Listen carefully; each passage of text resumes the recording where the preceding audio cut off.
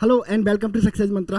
तो लोग, देश, दुनिया अपनी अपनी वजहों से क्या रहती है, चर्चा में रहती है। कभी कोई पर्सन कोई ऐसी अच्छा काम कर देता है तो उसे अच्छे कामों के लिए याद किया जाता है। कोई पर्सन बुरा काम कर देता है तो बुरे कामों के लिए याद किया जाता है।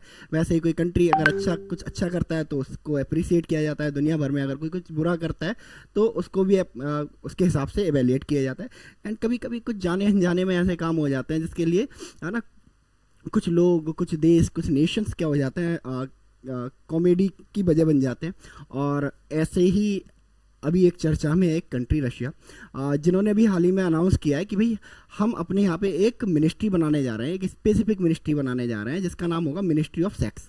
ठीक है, और ऐसा करने वाला दुनिया का पहला कंट्री बनाया ये। ठीक है, the first country to have a sex ministry. ठीक है, first country to have a sex ministry, यानी कि पहला कंट्री बनने वाला है दुनिया का जिसके पास ये मिनिस्ट्री होगी। ठीक है, तो बहुत ज़्यादा दुनिया में जोक बनाया जा रहा है इसके पीछे कि देखो रशिया के क्या दिन आ गए हैं और क्यों ऐसा करना पड़ रहा है। ठीक है, बट कभी कभी ऐसे फनी डिसीजंस लेने के पीछे कुछ सीरियस वजह भी होती है, और रशिया के सामने कुछ ऐसी वजहें हैं, है ना, जो प्रूव करती हैं कि रशिया का ये डिसीजन एक तरह से ठीक ही है। तो रशिया क्यों ये सेक्स मिनिस्ट्री बना रहा है, क्यों मिनिस्ट्री ऑफ सेक्स बना रहा है और किस तरह से काम करेगी ये मिनिस्ट्री ऑफ सेक्स, है ना, डिस्कस करने वाले इन डेप्थ इस वीडियो में। तो चलिए शुरू करते हैं।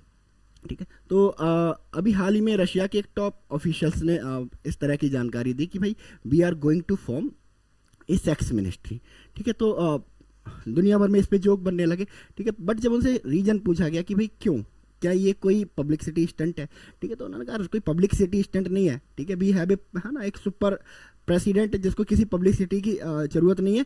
वो क्या है, मास्टर ऑफ जियो पॉलिटिक्स है। ठीक है, इसकी कुछ वाजिब वजह हैं, कुछ ज़रूरी वजह हैं जिसकी वजह से इस मिनिस्ट्री को बनाया जा रहा है। और सबसे बड़ी वजह सेक्स मिनिस्ट्री ऑफ सेक्स बनाने के पीछे ये है कि उस कंट्री में जो बर्थ रेट है वो बहुत तेजी से क्या कर रहा है, डिक्लाइन कर रहा है। और इस डिक्लाइंड बर्थ रेट के साथ रशिया के सामने, है ना, एक जो सबसे बड़ा चैलेंज बन के उभर रहा है वो है जो डिक्रीजिंग मैन फोर्स। रशिया के पास जो है मैन फोर्स की बहुत ज़्यादा कमी हो रही है, चाहे वो किसी भी फील्ड में हो, चाहे वो मिलिट्री के फील्ड में हो या फिर, है ना, किसी के भी फील्ड में हो। तो अब आप देखो रशिया के, अगर आप मैप को देखो तो देखो रशिया कितना वास्ट है। ठीक है, इस लैंड पर काम करने के लिए, है ना, किसी भी कंट्री से ज़्यादा मैन फोर्स चाहिए, क्योंकि सबसे बड़ा कंट्री है, बिगेस्ट कंट्री है, दुनिया का बिगेस्ट कंट्री है ये।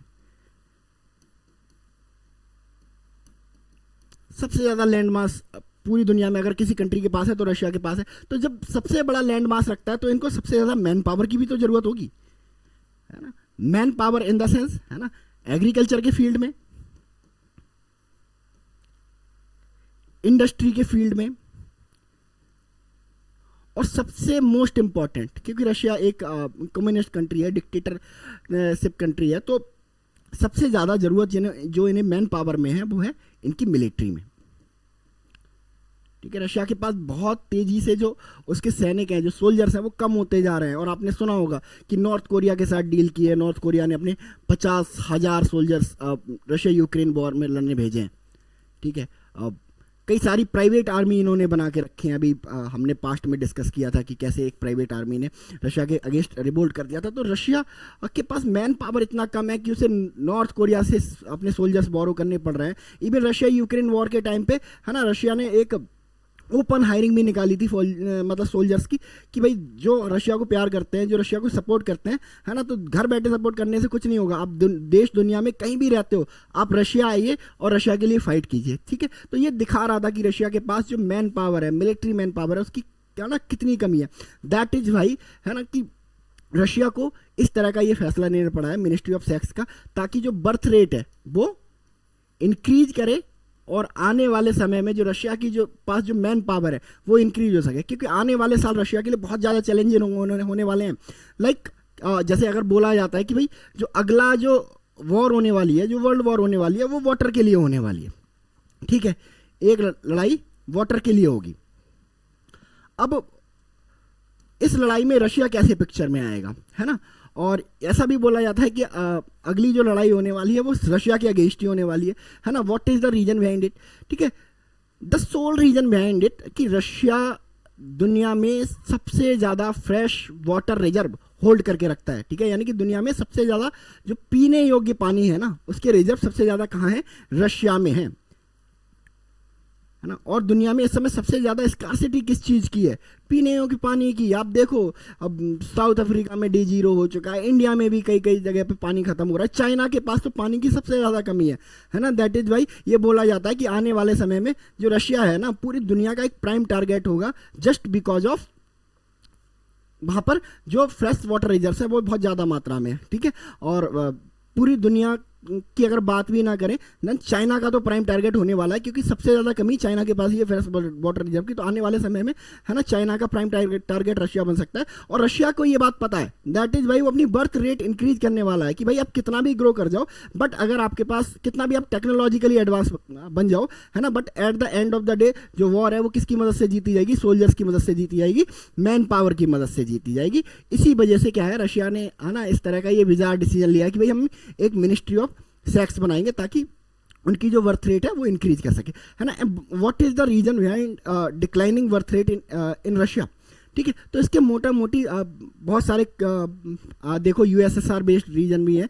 करंट रीजन अगर इसका है तो यूक्रेन वॉर, बहुत सारे सोल्जर्स मारे गए, ठीक है। यूक्रेन तो कहता है कि हमने लगभग 2.5 लाख सोल्जर इनके मार दिए हैं रशिया के, ठीक है।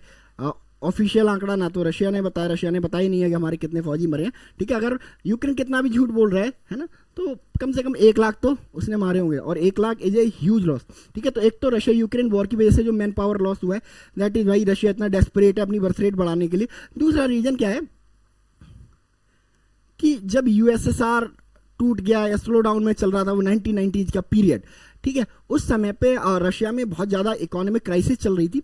दैट इज़ भाई वहाँ रशिया के लोगों ने सोचा कि भाई देखो बच्चे पैदा करने से कोई फ़ायदा है नहीं, क्योंकि हम उनको अच्छा फ्यूचर दे नहीं पाएंगे, हमारी इकोनॉमिक कंडीशन अच्छी नहीं है। दैट इज़ भाई लोगों ने बच्चे पैदा करना बंद कर दिया। तो इस वजह से है ना, रशिया में एक जो पॉपुलेशन स्लो डाउन था वो बहुत पहले से चल रहा था, ठीक है। तो रशिया अब इसको सुधारना चाहता है डिफरेंट तरीकों से, ठीक है। बट ये है कि इस मिनिस्ट्री के अनाउंस होते ही बहुत सारे सजेशन आने शुरू हो गए, बहुत बिजार सजेशन आने शुरू हो गए कि भाई कैसे बर्थ रेट को बढ़ाया जाए। तो इन्होंने बोला है कि भाई जो डेट पे जाने के लिए अगर कोई अपनी फर्स्ट डेट पे जाता है तो उसको पे करो, एंड शादी के बाद जो हनीमून होता है उसके लिए भी सरकार पे करे। तो इस तरह के आइडियाज़ सजेस्ट किए गए हैं कि मतलब अगर कोई अपने हस्बैंड या वाइफ के साथ क्वालिटी टाइम बिताने जाना चाहता है ना, तो उसको पेड लीव दो, ठीक है। तो इस तरह के जो आइडियाज़ हैं वो दिए जा रहे हैं कि भाई जो मैटरनल लीव है ना वो उसको पेड बना दो, ठीक है। मैटरनल लीव की जो ड्यूरेशन है वो बढ़ा लो। तो इस तरह के जो आइडियाज़ हैं वो दिए जा रहे हैं, है ना, लगातार रशियन लोगों की तरफ से,